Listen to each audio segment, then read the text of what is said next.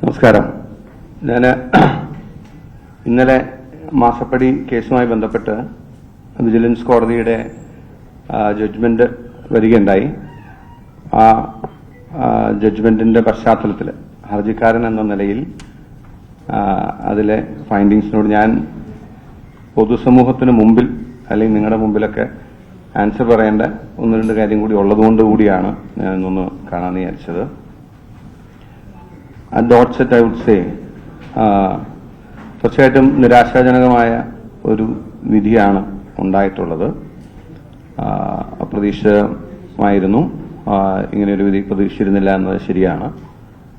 I fairly admit ഞാൻ നടത്തി വന്ന ഫൈറ്റിൽ അഴിമതിക്കെതിരായിട്ടുള്ള ഒരു പോരാട്ടത്തിൽ നിയമപരമായ നിയമയുദ്ധത്തിൽ ഒരു സെറ്റ്ബാക്കാണ്, ഒരു തിരിച്ചടിയാണ് കിട്ടിയിട്ടുള്ളത്.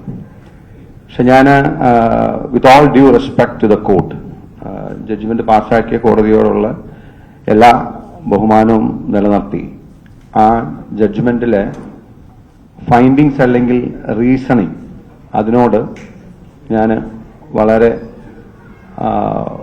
വിനയപൂർവം ഞാൻ അതിനോട് വിയോജിക്കുകയാണ്. കാരണം ഞാൻ ആർഗ്യൂ ചെയ്ത 3 point, coming straight to the point, 3 കാര്യങ്ങളാണ് കോടതിയിൽ പറഞ്ഞിരുന്നത്. ഒന്നാമത്തെ കാര്യം എന്ന് പറയുന്നത് 2019 ലീസ് ടെർമിനേറ്റ് ചെയ്യാൻ പറഞ്ഞ് കേന്ദ്ര സർക്കാരിന്റെ നിർദ്ദേശം വന്നിട്ട് ഞാൻ ഈ വിജിലൻസ് കേസ് ഫയൽ ചെയ്തതിന് ശേഷം മാത്രമാണ് ആ ലീസ് ടെർമിനേറ്റ് ചെയ്തത്. ആ ഫാക്ട് കോടതി ഡിനൈ ചെയ്തിട്ടില്ല. താങ്ക്ഫുള്ളി ആ ഫാക്ട് കോടതി ഡിനൈ ചെയ്തില്ല എന്നത് സത്യമാണ്. പക്ഷെ കോടതി അതിന് കണ്ടെത്തിയ റീസൺ അഡ്വക്കേറ്റ് ജനറലിന് ഒപ്പീനിയൻ അയച്ചു അല്ലെങ്കിൽ ഒപ്പീനിയൻ ചോദിച്ചു. അത് ഒരു അഴിമതിയാണ് എന്ന് കണ്ടെത്താൻ കഴിയുമോ? പക്ഷെ 2019 ടെർമിനേറ്റ് ചെയ്യേണ്ട ഒരു ലീസ് 2023 ഈ കേസ് ഫയൽ ചെയ്യുന്നത് വരെ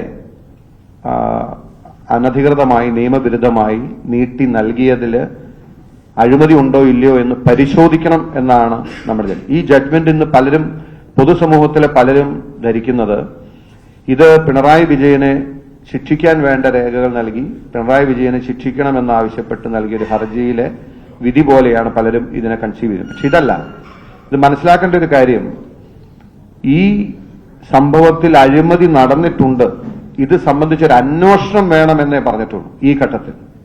ഈ ഘട്ടത്തിൽ ഒരു അന്വേഷണത്തിന് പ്രാഥമികമായ തെളിവുകൾ മാത്രമാണ് നൽകേണ്ടതുള്ളൂ.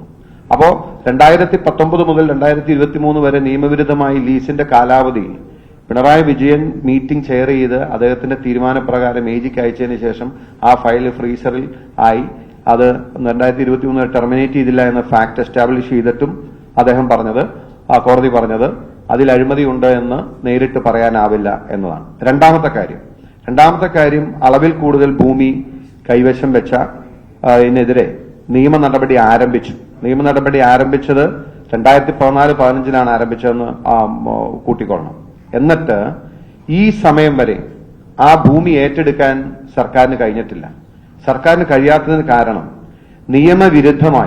നിയമവിരുദ്ധമായി ചട്ടങ്ങൾക്ക് വിരുദ്ധമായി ഈ കമ്പനിയുടെ ഭൂമിക്ക് ഇളവ് നൽകാവുന്നതാണ് എന്ന് മുഖ്യമന്ത്രി ഫയലിൽ കുറിച്ച് താഴേക്ക് വിട്ടതിന് ശേഷം നിയമവിരുദ്ധമായ ശുപാർശ ഇന്നും നിലനിൽക്കുകയാണ്. നിയമവിരുദ്ധമായ ശുപാർശ, ആ ശുപാർശയിൽ ഗവൺമെന്റിലേക്ക് ഫോർവേഡ് ചെയ്തപ്പോൾ ഗവൺമെന്റ് അതിൽ ആക്ഷൻ എടുത്തത് വേറെ കാരണം പറഞ്ഞാണ് എന്നതാണ്. പക്ഷെ ഇപ്പോഴും നിയമവിരുദ്ധമായ ശുപാർശ അവിടെ നിൽക്കുന്നത് കൊണ്ടാണ് ഈ 10 വർഷമായിട്ടും ആ ഭൂമി ഏറ്റെടുക്കാൻ കഴിയാത്തത്.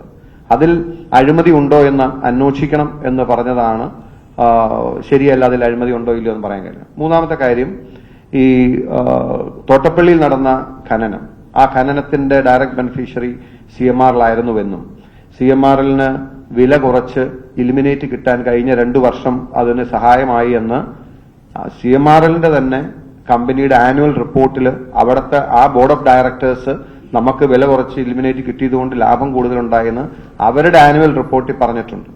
അത് തന്നെ KMRൽ നിന്നും CMRലേക്ക് അല്ലെങ്കിൽ KMMLൽ നിന്നും CMRലേക്ക് ലോഡ് 100 കണക്കിന് ലോഡ് ഇലിമിനേറ്റ് ചെയ്തു എന്നുള്ളതിന്റെ ഇ-വേ ബില്ല് ഹാജരാക്കി. അപ്പൊ അവിടെയാണ് അദ്ദേഹം പറഞ്ഞത്, I could not find even a single scrap of paper which supports this contention. അത് കഴിഞ്ഞിട്ട് അദ്ദേഹം കോടതി തന്നെ പറയാണ്, unauthenticated abstracts of certain E way bills are produced to point out IREL has supplied ilmenite to CMRL. ശരിയാണ്, എനിക്ക് അൺഓതന്റിക്കേറ്റഡ് രേഖകളെ എനിക്ക് ഹാജരാക്കാൻ കഴിയൂ ഈ ഘട്ടത്തിൽ. അത് കോടതി അനുവദിച്ചിരുന്നെങ്കിൽ കോടതിക്ക് വിളിച്ചു വരുത്താം ആ രേഖ. ഞാൻ ഫോർജറി രേഖയാണ് കോടതി ഹാജരാക്കിയതെങ്കിൽ എനിക്കെതിരെ നിയമ നടപടി സ്വീകരിക്കാം. ഞാൻ ഇപ്പോഴും പറയുന്ന അൺഓതന്റിക്കേറ്റഡ് ആണ്, പക്ഷെ അത് സത്യമായ രേഖയാണ്. 100 കണക്കിന് ലോഡ് സപ്ലൈ IRL നിന്നും CMRലേക്ക് നടന്നു എന്ന് പറയുമ്പോൾ അതെന്താണ്, അത് ഇലിമിനേറ്റ് ആണോ അല്ലയോ എന്നുള്ളത് തെളിവെടുക്കുന്ന ഘട്ടത്തിൽ മാത്രമേ എനിക്ക് തെളിയിക്കാൻ കഴിയൂ. അത് ഇപ്പോ പ്രാഥമികമായിട്ട് തെളിയിക്കാൻ കഴിയുന്ന ഇ വേ ബിൽസ് പ്രൊഡ്യൂസ് ചെയ്യുക എന്നുള്ളതാണ്. ആ ഇ വേ ബിൽസ് പ്രൊഡ്യൂസ് ചെയ്യുന്നു. അതിനെയാണ് നോ സ്ക്രാപ്പ് പേപ്പർ എന്ന് അദ്ദേഹം പറഞ്ഞത്. പക്ഷേ അതിനുശേഷം അദ്ദേഹം അത് അങ്ങനെയാണെങ്കിൽ കൂടിയും ഈ ഇലിമിനേറ്റ് ആണെന്നുള്ളതിന് എന്താണ് ഉറപ്പ്? അതൊക്കെ തെളിവിൽ അല്ലെങ്കിൽ തെളിവെടുപ്പിന്റെ സമയത്ത് മാത്രം കോടതി നോക്കേണ്ടിയിരുന്ന കാര്യങ്ങളാണ്. പക്ഷെ അൺഫോർച്ചുനേറ്റ്ലി കോടതി ഒരു മെറിറ്റിൽ ഒരു ജഡ്ജ്മെന്റ് എഴുതുന്നത് പോലെയാണ് എഴുതിയത്. പിന്നെ വൺ ലാസ്റ്റ് തിങ് അദ്ദേഹം പറഞ്ഞു, ഈ അടിസ്ഥാനപരമായ കാര്യം, ഈ ഇന്ററിം സെറ്റിൽമെന്റ് ബോർഡിന്റെ റിപ്പോർട്ടിൽ പിണറായി വിജയൻ അടക്കം മറ്റ് നേതാക്കന്മാർക്കെതിരെയും പരാമർശം ഉണ്ടായിരുന്നു. എന്നാൽ ഹർജിക്കാരന് പിണറായി വിജയനെയും അല്ലെങ്കിൽ വീണ വിജയന്റെയും പേരിൽ മാത്രമാണ് പരാതി കൊടുത്തിട്ടുള്ളത്. അതുകൊണ്ട് അത് പൊളിറ്റിക്കലി മോട്ടിവേറ്റഡ് ആണ് എന്ന വാദം ബലപ്പെടുന്നു എന്നൊരു പരാമർശം അദ്ദേഹം നടത്തി. ഞാൻ 100% കൺവിക്ഷനോടുകൂടി പറയാൻ ആഗ്രഹിക്കുന്ന ഒരു കാര്യം, ഞാൻ എന്റെ കംപ്ലൈന്റ് കൂടി ഞാൻ കൊണ്ടുണ്ട്. കാരണം നിങ്ങൾക്ക് ആർക്കും വേണം പരിശോധിക്കാം. അതായത് ഞാൻ ഇപ്പോഴും പറയുന്നു, ആ ഇന്ററിം സെറ്റിൽമെന്റ് ബോർഡിന്റെ പരാമർശത്തിലുണ്ടായിരുന്ന പേരുകളുണ്ടായിരുന്ന പിണറായി വിജയനും കുഞ്ഞാലിക്കുട്ടിയും RC എന്ന് പറഞ്ഞ രമേശ് ചെന്നിത്തലയും അടക്കമുള്ളവരുടെ, അവർക്ക് ഉമ്മൻചാണ്ടി, OC എന്ന് പറഞ്ഞ ഉമ്മൻചാണ്ടി, അവരോട് എന്ത് സമീപനമാണോ ഞാൻ സ്വീകരിച്ചത്, സെയിം സമീപനമാണ് പിണറായി വിജയനോട് സ്വീകരിച്ചത്. കാരണം ആ പണത്തിലെ മുഖ്യ പങ്ക് പിണറായി വിജയനാണ് വാങ്ങിയത് എന്ന് ഇന്ററിം സെറ്റിൽമെന്റ് ബോർഡിൽ ഉണ്ടായിരുന്നു. പക്ഷെ ഞാൻ ആ പോർഷൻ വെച്ചിട്ടല്ല എന്റെ കേസ് ബിൽഡ് ചെയ്തത്. വീണ വിജയൻ വാങ്ങിയ പണത്തിന്റെ ബേസിലാണ് എന്റെ കേസ് ബിൽഡ് ചെയ്തത്. അതിന് കാരണം ഡയറി നോട്ടിങ്സിൽ ഉള്ളത് തെളിവായി കണക്കാക്കാൻ കഴിയില്ല എന്ന് ജെയിൻ ഹവാല കേസിൽ സുപ്രീം കോടതിയുടെ വിധിയുണ്ട്. ഇപ്പൊ പിണറായി വിജയന്റെ കാര്യം പറഞ്ഞാലും, കുഞ്ഞാലിക്കുട്ടിയുടെ കാര്യം പറഞ്ഞാലും, രമേശ് ചെന്നിത്തലയുടെ കാര്യം പറഞ്ഞാലും, ഉമ്മൻചാണ്ടിയുടെ കാര്യം പറഞ്ഞാലും ഡയറി നോട്ടിങ്സിലാണ് ആ പേര് വന്നത്. ഡയറി നോട്ടിങ്സിലുള്ള പേര് തെളിവായി സ്വീകരിക്കാൻ പാടില്ല എന്ന് സുപ്രീം കോടതിയുടെ ജഡ്ജ്മെന്റ് ഉണ്ട് എന്ന് അറിഞ്ഞിരിക്കെ ഞാൻ അല്ലെങ്കിൽ ഈ കംപ്ലൈന്റിൽ പിണറായി വിജയൻ പണം വാങ്ങിയതായി എനിക്ക് അലജിയായിരുന്നു. ഞാൻ പറഞ്ഞത്, വീണ വിജയൻ വാങ്ങിയ പണം നോബഡി ക്യാൻ ഡിനൈ, ആരും ഡിനൈ ചെയ്തിട്ടില്ല. അത് അവരും ഡിനൈ ചെയ്തിട്ടില്ല, അത് വിജിലൻസും ഡിനൈ ചെയ്തിട്ടില്ല, ഈവൻ കോടതിയും ഡിനൈ ചെയ്തിട്ടില്ല. കാരണം അത് ബാങ്കിംഗ് ചാനലിൽ വാങ്ങിയ പണമാണ്. So I could only build my case on A solid basis. അതുകൊണ്ടാണ് വീണ വിജയന്റെ കേസ് പറയും മറ്റു കാര്യങ്ങൾ പരാമർശിക്കാതിരിക്കുക, അല്ലെങ്കിൽ പിണറായി വിജയൻ പണം വാങ്ങി എന്ന് പറഞ്ഞ ആ ലൈൻ മാത്രം എടുത്ത് എനിക്ക് വേണമെങ്കിൽ ആർഗ്യൂ ചെയ്യായിരുന്നു. ഞാനത് ബിൽഡ് ചെയ്യാതിരുന്നത്. അതുകൊണ്ട് വീണ വിജയൻ പണം വാങ്ങി എന്നുള്ള എസ്റ്റാബ്ലിഷ്ഡ് ആണ്. എന്താണെങ്കിലും ഞാൻ ഒരു കാര്യം കൂടി പറയാൻ ആഗ്രഹിക്കുന്നു. ഞാൻ ഈ കേസ് കൊടുത്തത് എനിക്ക് പിണറായി വിജയന്റെ കുടുംബത്തോട് എന്തെങ്കിലും വ്യക്തിവൈരാഗ്യം ഉണ്ടായിട്ടോ അവരെ ടാർഗറ്റ് ചെയ്ത് ടാർണിഷ് ചെയ്ത് അവരെ ഇത് ചെയ്യണമെന്നോ ഓർത്തിട്ടല്ല. ഞാൻ ഈ കേസിനിറങ്ങിയത്, ഈ പോരാട്ടത്തിനിറങ്ങിയത് ഈ പൊതുസമൂഹത്തിന് വേണ്ടിയിട്ടാണ്. നോ ഡൗട്ട് എനിക്ക് പണത്തിനോ പ്രശസ്തിക്കോ വേണ്ടിയിട്ട് ഞാൻ ഇറങ്ങിയതല്ല, ഒരു കോസ്. പക്ഷെ അൺഫോർച്ചുനേറ്റ്ലി ഇന്നത്തെ ദിവസമുള്ള അനുഭവം വെച്ചിട്ട് പറയുന്ന ഒരു കാര്യം, എന്നോട് ഇതിനു മുമ്പും വളരെ വിസ്ഡം അല്ലെങ്കിൽ വളരെ പരിണിതപ്രജ്ഞരായ നേതാക്കന്മാർ എന്നോട് സൂചിപ്പിച്ചിരുന്നു. എത്രയോ സത്യമാണ് ഞാൻ ഭരിക്കുക. അഴിമതിക്കാരനല്ലാതിരിക്കുക എന്നത് എളുപ്പമാണ്. You can be A fair person, you can be A gentle person. ഒരു നോൺ കറപ്റ്റായ അഴിമതിക്കാരനല്ലാത്ത ഒരു പൊതുപ്രവർത്തകനോ ഒരു ജനപ്രതിയോ ആയിരിക്കുക എന്ന് പറഞ്ഞാൽ എളുപ്പമാണ്. പക്ഷെ അഴിമതിക്കെതിരെ ഫൈറ്റ് ചെയ്യുക എന്ന് പറഞ്ഞാൽ it's a very very hard task, herculean task ആണ്. You will face several impediments. അതാണ് ഇപ്പൊ നമ്മുടെ അനുഭവത്തിൽ വരുന്നത്. ഞാൻ ഇന്നലത്തെ ദിവസം I was waiting for the whole day. ഇന്നലത്തെ ദിവസം ഞാൻ പ്രതികരിക്കുന്നില്ല എന്ന് നിങ്ങളോട് പറഞ്ഞതിന്റെ കാരണം അതാണ്. ഇന്നലത്തെ ദിവസം എന്റെ ഒരു ക്രൂസിഫിക്കേഷനാണ് യഥാർത്ഥം നടന്നത്. ഇന്നലെ എല്ലാവരും പറയാം, കാരണം ഞാനത് കേൾക്കാനും ബാധ്യസ്ഥനാണ്. കാരണം ഞാൻ പറഞ്ഞ കാര്യങ്ങൾ ഒരു നീതിന്യായ കോടതിയുടെ മുമ്പിൽ പരിശോധിച്ചപ്പോൾ അതിന് വേണ്ടത്ര തെളിവുകളില്ല എന്നൊരു കോടതി പറയുമ്പോൾ ഡെഫിനറ്റ്ലി എനിക്കെതിരായി പറയാവുന്ന എല്ലാം പറയട്ടെ എന്ന് ഞാൻ വിചാരിച്ചു. ഞാൻ ചോദിക്കാൻ ആഗ്രഹിക്കുന്ന ഒരു കാര്യം, ഞാൻ ചെയ്ത തെറ്റെന്താണ്? ഞാൻ ചെയ്ത തെറ്റ് ഈ അഴിമതി പൊതുജനങ്ങളോട് പറഞ്ഞു എന്നത്, പൊതുജനങ്ങളോട് പറഞ്ഞ കാര്യം ഇതിന്റെ നിയമപരമായ വ്യവസ്ഥയിൽ നിന്നുകൊണ്ട് ഇത് പരിശോധിക്കേണ്ട വിജിലൻസ് കോടതിയിൽ പരാതി കൊടുത്തു എന്നതാണ് ഞാൻ ചെയ്ത തെറ്റ്. ഇതിപ്പോ കോടാനുകോടി അഴിമതി വാങ്ങിയവരെക്കാളും ഈ അഴിമതി ചോദ്യം ചെയ്ത ഞാൻ എന്തോ കേരളത്തിന്റെ പൊതുസമൂഹത്തിന് മുമ്പിൽ വലിയ പാതകം ചെയ്ത പോലെയാണ് ഇന്നലത്തെ പല പൊതുവായിട്ടുള്ള നിരീക്ഷണങ്ങളും കാണാൻ എനിക്ക് ഇടയായത്. എനിക്കതിൽ പരിഭവമില്ല, എനിക്കതിൻ്റെ പരാതിയില്ല. പക്ഷേ ഇതാണ് അഴിമതിക്കെതിരെ ഫൈറ്റ് ചെയ്യാൻ ഇറങ്ങിയാലുള്ള ഒരവസ്ഥ എന്ന് ഞാൻ ഒന്ന് സൂചിപ്പിച്ചെന്ന് പറഞ്ഞു. ഒടുവിലിപ്പോ സ്വാഭാവികമായിട്ടും ഞാൻ ഇതിന് ഇറങ്ങിയതുകൊണ്ട് എനിക്ക് നേരെ ഒരു 5 or 8 അന്വേഷണങ്ങളുണ്ട്. എനിക്ക് നേരെ വിജിലൻസ് കേസുണ്ട്. ഞാൻ എന്റെ വീട്ടില് അത്യാവശ്യം മെയിൻ്റനൻസ് നടത്താൻ വേണ്ടി തുടങ്ങിയിരുന്ന പണിക്ക് സ്റ്റോപ്പ് മെമ്മോ ഉണ്ട്. എന്റെ പ്രോപ്പർട്ടീസിനെതിരെ അന്വേഷണവും കേസും നിലവിലുണ്ട്. ഇതെല്ലാം എനിക്ക് നേരെ വന്നു. അന്ന് അദ്ദേഹം പറഞ്ഞു, ഇപ്പോൾ ഞാൻ ഓർക്കുകയാണ്, അഴിമതിക്കാരനല്ലാതിരിക്കുക എന്നത് എളുപ്പമാണ്, പക്ഷെ അഴിമതിക്കെതിരായിട്ടുള്ള പോരാട്ടം ഒട്ടും എളുപ്പമല്ല എന്ന് സൂചിപ്പിച്ചിരുന്നു. 100% ശരിയാണ്. പക്ഷേ ഈ ഒരു വിജിലൻസ് കോടതിയുടെ ജഡ്ജ്മെന്റ് എന്നെ നിരാശപ്പെടുത്തുന്നുണ്ടെങ്കിലും എന്റെ ആത്മവിശ്വാസം തകർക്കില്ല. ഞാൻ മുന്നോട്ട് തന്നെ പോകും. തീർച്ചയായിട്ടും ഞാനത് ജനങ്ങൾക്ക് നൽകിയ വാക്കാണ്. കാരണം സ്വാഭാവികമായിട്ടും എന്റെ മുമ്പിലുള്ള ഓപ്ഷൻ എന്ന് പറയുന്നത് ഇതിൽ അപ്പീൽ പോവാന്നുള്ളതാണ്. ഈ ജഡ്ജ്മെന്റിന് എനിക്ക് വിയോജിപ്പുള്ള ഭാഗങ്ങൾ രേഖപ്പെടുത്തി ഞാൻ അപ്പീല് മൂവ് ചെയ്യുന്നതായിരിക്കും. ഇനി രണ്ടാമതൊരു കാര്യം, പലരും ഇന്നലെ പറഞ്ഞു വിജിലൻസില് കേസ് കൊടുത്തത് ഒരു സ്ട്രാറ്റജിക് ആയിട്ടുള്ള മിസ്റ്റേക്ക് ആയിപ്പോയി, വിജിലൻസ് കേസ് കൊടുക്കരുതായിരുന്നു എന്നുള്ള ഒപ്പീനിയൻ പലരും പറഞ്ഞതായി കണ്ടു. പക്ഷേ ഒരു കാര്യം ഞാൻ പറയുന്നു, 100% ഈ മാസപ്പടി എന്ന് പറയുന്ന സംഭവം ഇത് അഴിമതിയാണ്. ഇത് കോർപ്പറേറ്റോ കമ്പനി ലോയോ മറ്റു കാര്യങ്ങളൊന്നുമല്ല. ഇത് പരിശോധിച്ച ഞാൻ മാത്രമല്ല, ഇത് പരിശോധിച്ച ക്വാസി ജുഡീഷ്യൽ ഫോറംസ് എല്ലാവരും ഒപ്പൈൻ ചെയ്തിട്ടുണ്ട്. ഇതിന് ഉൾപ്പെട്ടിട്ടുള്ള കറപ്ഷൻ പരിശോധിക്കേണ്ടതാണ്. കറപ്ഷൻ പരിശോധിക്കണമെന്നുണ്ടെങ്കിൽ അഴിമതി നിരോധന നിയമപ്രകാരമുള്ള പരാതിയിന്മേലല്ലാതെ കറപ്ഷൻ ആംഗിൾ കൊണ്ടുവരാൻ കഴിയില്ല. ഇപ്പൊ വീണ വിജയന്റെയോ എക്സാലോജിക്കിന്റെയോ കമ്പനിയുടെ പിന്നാലെ അല്ല നമ്മൾ, അവരുടെ പിന്നാലെ. ഇതിന്റെ അകത്ത് കറപ്ഷൻ എന്ന് പറയുന്നത് മുഖ്യമന്ത്രി അടക്കം ഇൻവോൾവ് ചെയ്ത കാരണം ആ കറപ്ഷൻ ചലഞ്ച് ചെയ്യണമെന്നുണ്ടെങ്കിൽ വിജിലൻസ് പരാതിയും വിജിലൻസ് കോടതിയുമാണ്. അതില്ലാതെ ഈവൻ സുപ്രീം കോടതി വരെ നിങ്ങൾക്ക് പോകാൻ കഴിയില്ല, നേരിട്ട് ഹൈക്കോടതി പോകാൻ കഴിയില്ല, മറ്റൊരു ഫോറവും നേരിട്ട് അഡ്രസ് ചെയ്യാൻ പറ്റുന്ന ഫോറംസ് ഇല്ല. അതുകൊണ്ടാണ് വിജിലൻസിൽ പരാതി, പിണറായി വിജയന്റെ കീഴിലുള്ള വിജിലൻസിന് പരാതി കൊടുത്താൽ എന്തായിരിക്കും എന്താണെന്ന് അറിയാൻ പാടില്ലാത്ത ആളല്ല ഞാൻ. പിന്നെ രണ്ടാമതൊരു കാര്യം കൂടി പറഞ്ഞു, എന്തുകൊണ്ടാണ് ഇടയ്ക്ക് വെച്ച് വിജിലൻസ് അന്വേഷണം വേണ്ട, കോടതിയുടെ അന്വേഷണം മതി എന്ന് പറഞ്ഞ കാരണം, വിജിലൻസിലേക്ക് ഫോർവേഡ് ചെയ്താൽ അടുത്ത 2 വർഷക്കാലം വിജിലൻസ് 4 റിപ്പോർട്ട് എന്ന് പറഞ്ഞ് ആ കേസ് 2 വർഷം മുമ്പോട്ട് കൊണ്ടുപോകാൻ പ്രയാസമില്ല. അതുകൊണ്ട് മാത്രമല്ല, മെറ്റീരിയൽ എവിഡൻസ് ധാരാളം എന്റെ കയ്യിൽ ഉള്ളതുകൊണ്ടാണ് ഞാൻ നേരിട്ട് പ്രോസിക്യൂട്ട് ചെയ്യാൻ വേണ്ടിയിട്ട് കോടതിയോട് ചോദിച്ചത്. അതല്ലാണ്ട് അതൊരു മറ്റ് നിലപാട് മാറ്റമോ മറ്റു കാര്യങ്ങളൊന്നും ആയിരുന്നില്ല. എന്റെ പക്കലുണ്ടായിരുന്ന ഏകദേശം 28ഓളം ഡോക്യുമെന്റ്സ് ഞാൻ കോടതിയിൽ ഹാജരാക്കി. യഥാർത്ഥത്തിൽ നമ്മുടെ ഒരു സംവിധാനത്തിൽ അത്രയും ഇന്റേണൽ ആയിട്ടുള്ള ഡോക്യുമെന്റ്സ് പ്രൊക്യൂർ ചെയ്യാന്നുള്ളത് പോലും എളുപ്പമല്ല. അത്രയും ഡോക്യുമെന്റ്സ് പ്രൊഡ്യൂസ് ചെയ്തിട്ടും വീണ വിജയൻ പണം വാങ്ങി എന്നുള്ളത് എല്ലാവരും അഡ്മിറ്റ് ചെയ്തിട്ടും മുഖ്യമന്ത്രിയുടെ വകുപ്പിലല്ലാതെ 3 വട്ടം ഒരു കമ്പനിക്ക് വേണ്ടി മാത്രം മുഖ്യമന്ത്രി ഇടപെടൽ നടത്തി അവർക്ക് ഫേവറായിട്ടുള്ള പൊസിഷൻ ഉണ്ടാക്കിയിട്ടും ഇതിൽ അഴിമതി ഉണ്ടോ എന്ന് അന്വേഷിക്കണമെന്നേ പറഞ്ഞോളൂ. ഇതിന്റെ പേരിൽ ശിക്ഷിക്കണമെന്നല്ല, പിണറായി വിജയൻ ശിക്ഷിക്കണമെന്നല്ല പറഞ്ഞു. ഒരു അന്വേഷണത്തിന് പോലും ഉള്ള സാധ്യതയില്ല എന്ന് എഴുതിയ വിധിയോടാണ് എനിക്ക് വിയോജിപ്പ്. ഇനി നിങ്ങളുടെ സ്വാഭാവികമായിട്ടും നിങ്ങൾക്ക് ചോദിക്കാം, നിങ്ങളുടെ ചോദ്യങ്ങൾക്കുള്ള മറുപടി തരാം.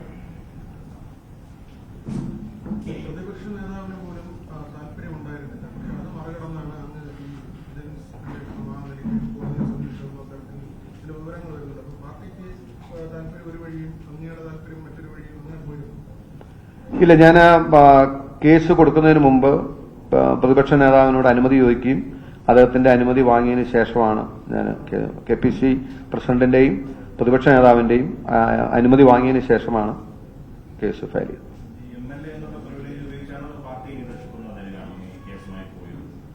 ഞാൻ ഒരു സിറ്റിസൺ എന്ന നിലയല്ലേ പോകുന്നു, ഒരു പൗരൻ എന്ന നിലയിൽ. കോടതിയിൽ MLA ക്ക് പ്രത്യേക പ്രയോജനമൊന്നുമില്ലല്ലോ.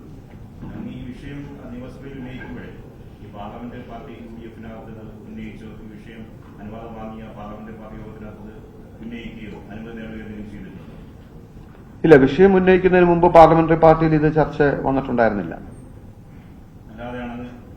അതെ, സ്വാഭാവികം. അങ്ങനെ വിഷയങ്ങൾ നിയമസഭയിൽ ഉന്നയിക്കുന്നതിന് എല്ലാ വിഷയവും പാർലമെന്ററി പാർട്ടി ചർച്ച ചെയ്തിട്ടല്ല വരാറ്.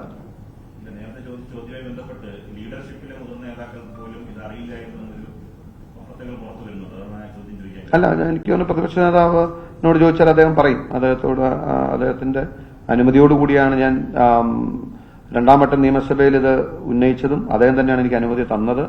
ഇത് നിയമസഭയിൽ ഫ്ലോറിൽ എഴുതി കൊടുത്ത് ഉന്നയിക്കാനും കോടതിയിൽ പോകാനും അദ്ദേഹത്തിന്റെ അനുമതി ഉണ്ടായിരുന്നു.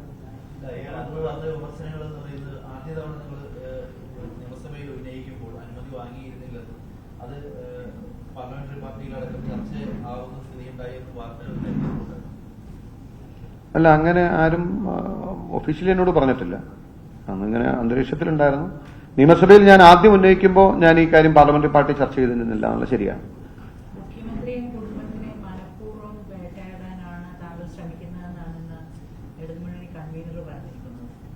എനിക്ക് മുഖ്യമന്ത്രിയോടും കുടുംബത്തോടും വ്യക്തിപരമായിട്ട് അങ്ങനെ ഒരു എതിർപ്പോ അല്ലെങ്കിൽ വൈരാഗ്യമോ അല്ലെങ്കിൽ പ്രത്യേകിച്ച് ദേഷ്യമൊന്നുമില്ല. ഞാൻ ഒരു പ്രതിപക്ഷ MLA എന്ന നിലയിലുള്ള എന്റെ ഉത്തരവാദിത്വം നിറവേറ്റുന്നതിന്റെ ഭാഗമായിട്ടാണ് ഈ അഴിമതിക്കെതിരെ പോരാടാൻ ഇറങ്ങിയത്.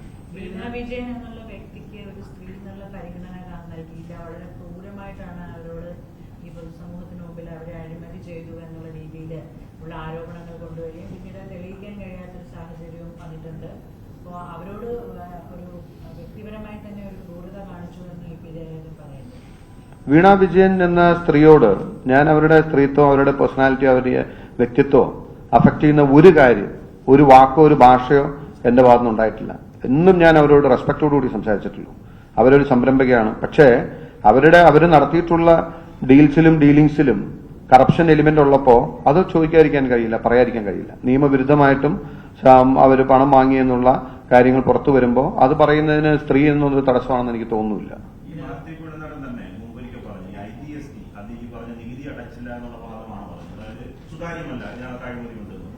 അന്ന് ഈ IGST അടച്ചിട്ടുണ്ട് എന്ന വിവരം പുറത്തു വന്നാൽ താൻ ഈ പറഞ്ഞ കാര്യം തെറ്റാണെങ്കിൽ മാപ്പ് ചോദിക്കും പരസ്യമായി എന്ന് നടത്തിപ്പെടുന്നത് മുമ്പ് പറഞ്ഞു ഓർമ്മയുണ്ട്. ഇനിയെങ്കിലും മാപ്പ് ചോദിച്ചൂടെ? ഞാൻ പറഞ്ഞു, നിങ്ങൾ 1,72,00,000 രൂപയ്ക്ക് IGST അടച്ചതിന്റെ രേഖ കാണിച്ചാൽ ഞാൻ പറയാം. ഞാൻ ഇന്നും പറയല്ലേ, ഇന്നും ഞാൻ പറയാണ്, ആ എൻടയർ എമൗണ്ടിന് വീണ വിജയൻ ടാക്സ് അടച്ചിട്ടില്ല. No doubt, I stick to my position. ആ മുഴുവൻ പണത്തിനും ടാക്സ് അടച്ച രേഖ CPM സംസ്ഥാന സെക്രട്ടേറിയറ്റ് കൊണ്ടുവന്നാൽ ഐ വിൽ അപ്പോളജൈസ്. പുറത്തു വന്ന ഏത് രേഖ? മിനിസ്റ്റർ പറഞ്ഞ കേട്ടില്ലേ? 1.72 crores ആ പണത്തിന് ടാക്സ് അടച്ച രേഖ നിങ്ങളുടെ കയ്യിലുണ്ടെങ്കിൽ കൊണ്ടുവരും. ഞാൻ പൊതുസമൂഹത്തിന് മുമ്പല്ലേ പറഞ്ഞു. എന്ന് പറയാൻ പറ്റില്ല. ടാക്സ് അടച്ചുകൊണ്ട് അഴിമതി പണത്തിന് ടാക്സ് അടച്ച അഴിമതി ഇല്ലാതാവും. അന്ന് അവരെടുത്ത ഡിഫൻസ് ആണ്. അതുപോലും കളവായിരുന്നെന്ന് പറയുന്നതിന് വേണ്ടിയാണ് പറഞ്ഞത്.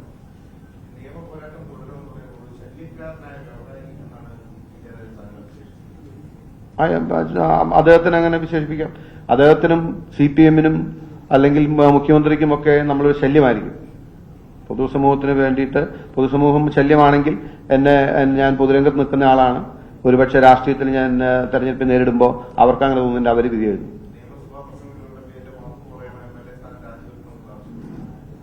ഇല്ല, ഇപ്പൊ നിയമസഭയിൽ പ്രശ്നം ഈ കാര്യത്തിൽ ഞാൻ പറഞ്ഞു, എന്റെ ബോധ്യത്തിൽ ഒരു മാറ്റവും ഇപ്പോഴും വന്നിട്ടില്ല. ഒരു വിജിലൻസ് കോടതി വിധി കൊണ്ട്, ഈ കോടതിയുടെ വിധി കൊണ്ട് ഇത് അൾട്ടിമേറ്റ് ആണെന്നും അന്തിമമാണെന്നും ഇതുകൊണ്ടെല്ലാം തീർന്നുവെന്നും കൺക്ലൂഡ് ചെയ്യാൻ സമയമായിട്ടില്ല എന്നുള്ളതാണ് എന്റെ ഒരു വ്യൂ.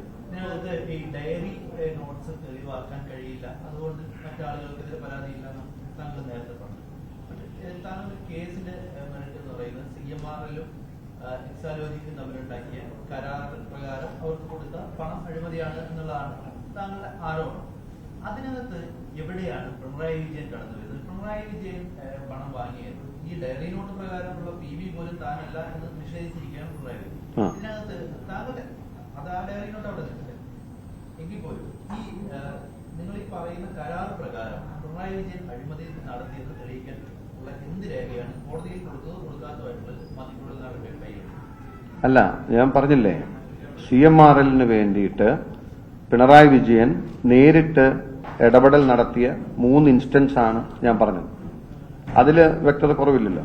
അപ്പൊ അത് ആ സമയത്ത് പിണറായി വിജയന്റെ മകൾ ഈ കമ്പനിയിൽ നിന്നും കോടിക്കണക്കിന് രൂപ കൈപ്പറ്റിക്കൊണ്ടിരിക്കുകയാണ്.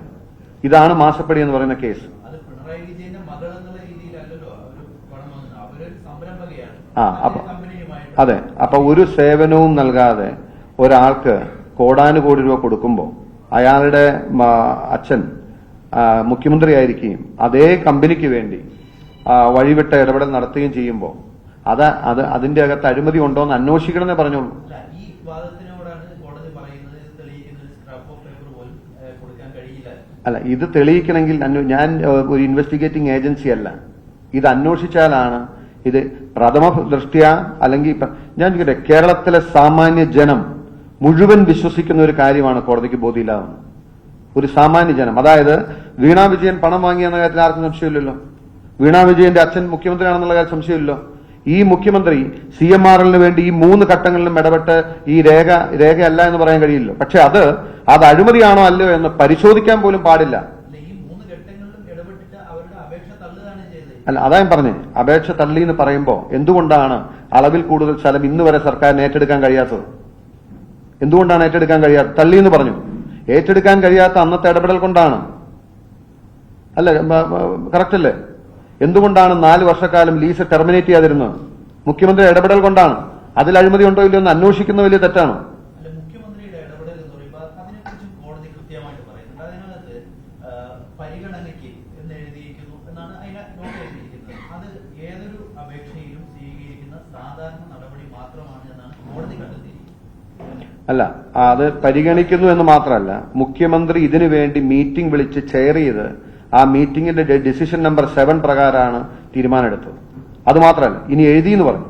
ഞാൻ ജസ്റ്റ് കോടതിക്ക് അറിയില്ലായിരിക്കും, പക്ഷേ ഇന്ന് കേരളത്തിലെ ഒരുപക്ഷെ ഒന്നല്ലെങ്കിൽ സഖാക്കന്മാർ, ഇപ്പൊ ബ്രാഞ്ച് സെക്രട്ടറിമാർക്കോ ലോക്കൽ സെക്രട്ടറിമാർക്കോ അറിയാൻ കഴിയില്ല. ഏരിയ സെക്രട്ടറി മുതൽ മുകളിലുള്ളവർക്ക് അറിയാം. ഒന്ന് ആലോചിച്ച് നോക്കണം. ഒരു എത്ര ജെനുവിൻ കാര്യമായിട്ട് പിണറായി വിജയന്റെ അടുത്ത് ഒരു പരാതി കൊടുത്ത് അദ്ദേഹം അതേൽ കുറിച്ച് ഒരു കമ്പനിയുടെ സ്വകാര്യ താല്പര്യത്തിന് വേണ്ടിയിട്ട് താഴത്തേക്ക് അദ്ദേഹം നേരിട്ട് കുറിച്ചയക്കണം എന്നുണ്ടെങ്കിലുള്ള പ്രയാസം എന്താണെന്ന് CPM MLA-മാർക്കോ ഏരിയ സെക്രട്ടറിമാർക്കും മുകളിലുള്ള ജില്ലാ സെക്രട്ടറിമാർക്കോ അറിയായിരിക്കും. കോടതിക്ക് ചിലപ്പോൾ അറിയില്ലായിരിക്കും. ആ പിണറായി വിജയൻ ഈ കമ്പനിക്ക് വേണ്ടി മാത്രം 3 വട്ടം ഇത് ചെയ്തു എന്ന് പറയുമ്പോൾ ഞാൻ പറയുന്നത് ഈ പാർട്ടിക്കകത്ത് നിൽക്കുന്നവർക്കെങ്കിലും എന്തുമാത്രം താല്പര്യവും എന്തുമാത്രം സ്വാധീനവും അതിനകത്തുണ്ടായിരുന്നു മനസ്സിലാവും.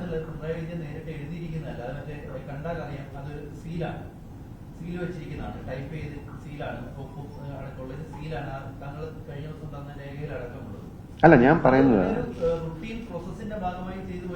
അല്ലല്ല, അങ്ങനെ റുട്ടീൻ പ്രോസസ്സിന്റെ ഭാഗമല്ല സുഹൃത്തെ. ഒരു വിഷയത്തില് തന്റെ വകുപ്പിൽപ്പെടാത്ത ഒരു കാര്യത്തിൽ ഒരു മീറ്റിംഗ് വിളിച്ച് ആ തീരുമാനം റിവ്യൂ ചെയ്യുക എന്ന് പറഞ്ഞാൽ അത് റുട്ടീൻ പ്രോസസ് അല്ല.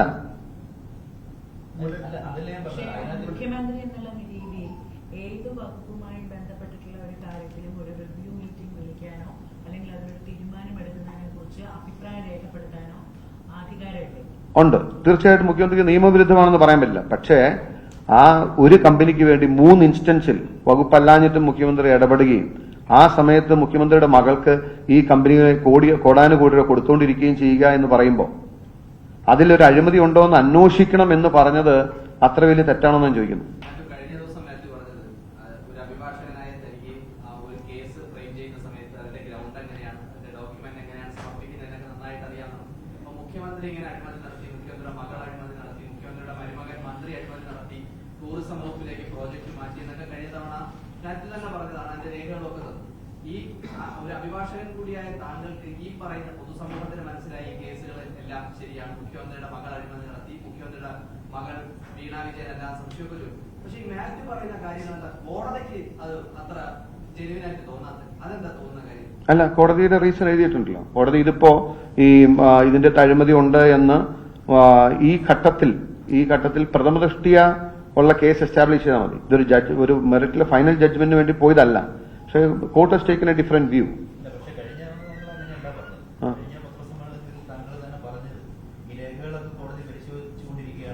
അങ്ങനെ തന്നെയാണ് ഞാൻ പ്രതീക്ഷിച്ചിരുന്നു. അനുകൂലമായ വിധി ഞാൻ പ്രതീക്ഷിച്ചിരുന്നു. അതുകൊണ്ടാണ് ഞാൻ അല്ലല്ല അങ്ങനെയല്ല പറഞ്ഞു. വിധി നിരാശാജനകമാണെന്നും അപ്രതീക്ഷിതമാണെന്നും ഞാൻ പറഞ്ഞു.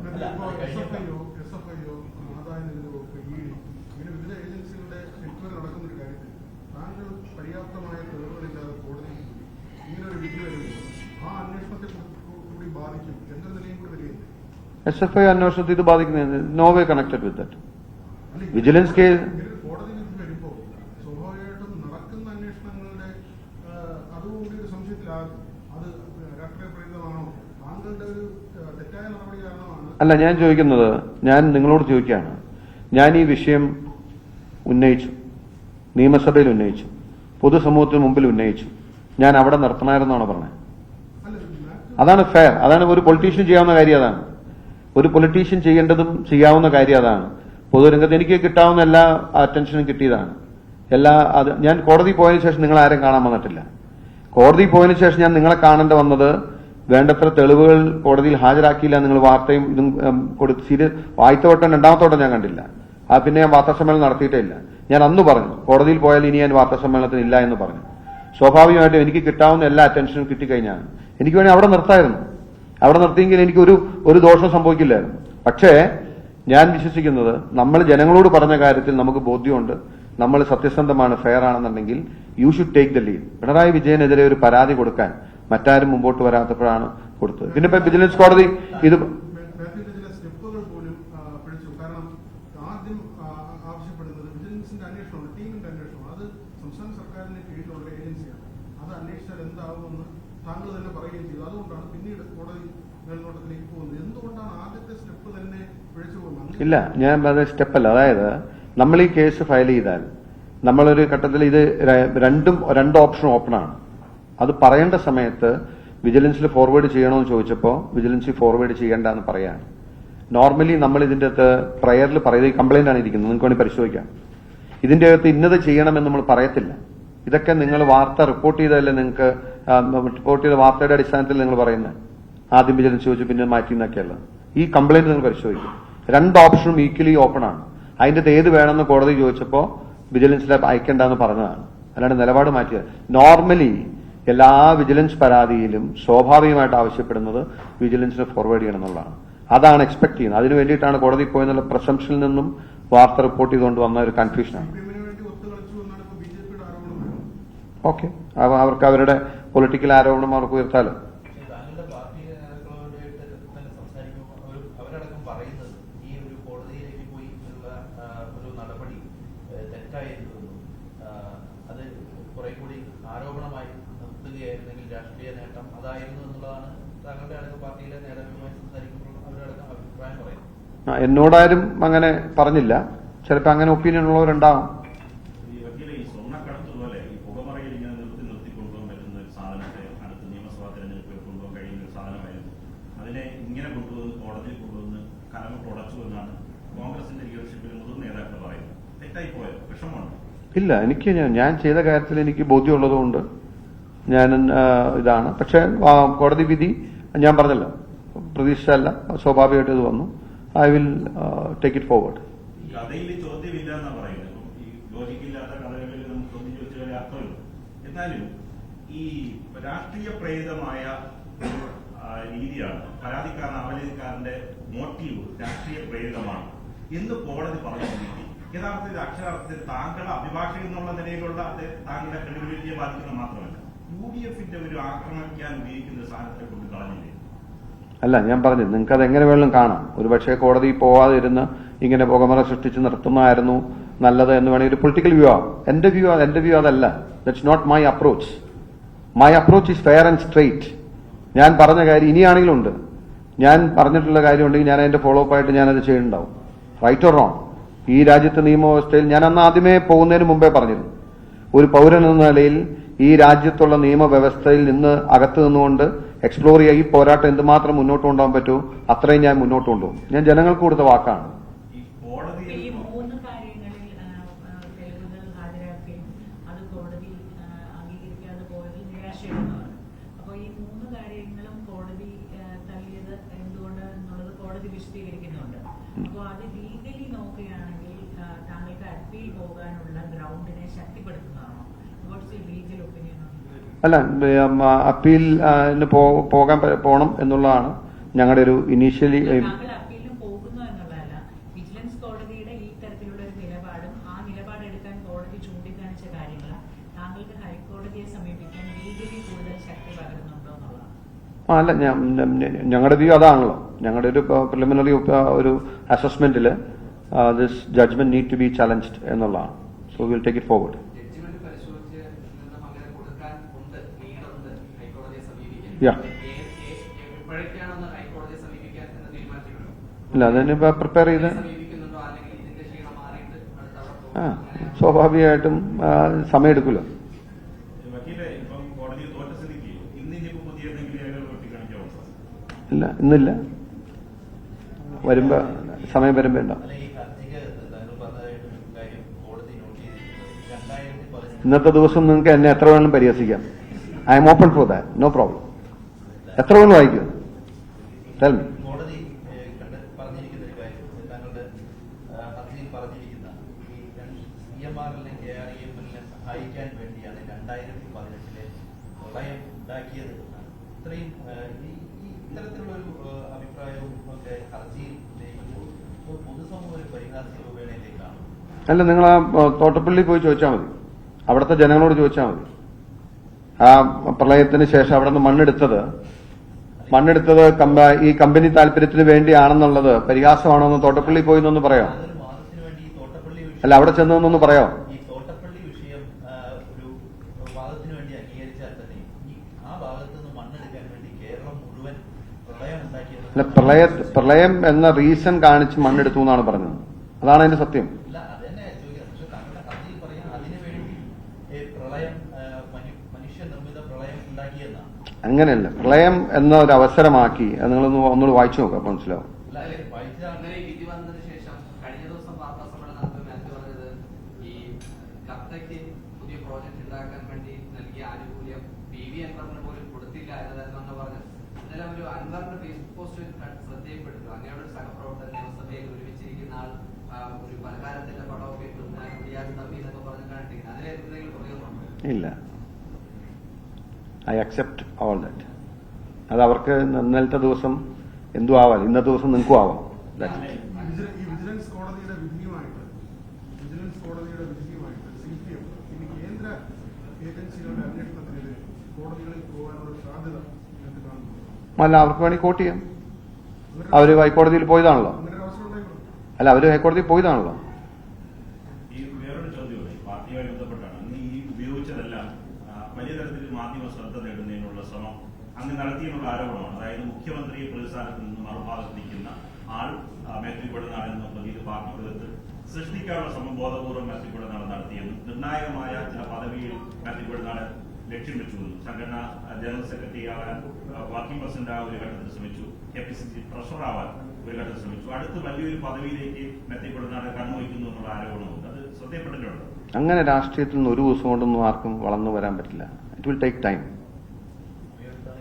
സമയമെടുത്താലും നടക്കും. അല്ല, ഇതൊക്കെ നമുക്ക് സമയമൊക്കെ എന്റേതായ സമയമുണ്ട് ദാസാന്ന് പറഞ്ഞ മാതിരി വെയിറ്റ് ആൻഡ് സി.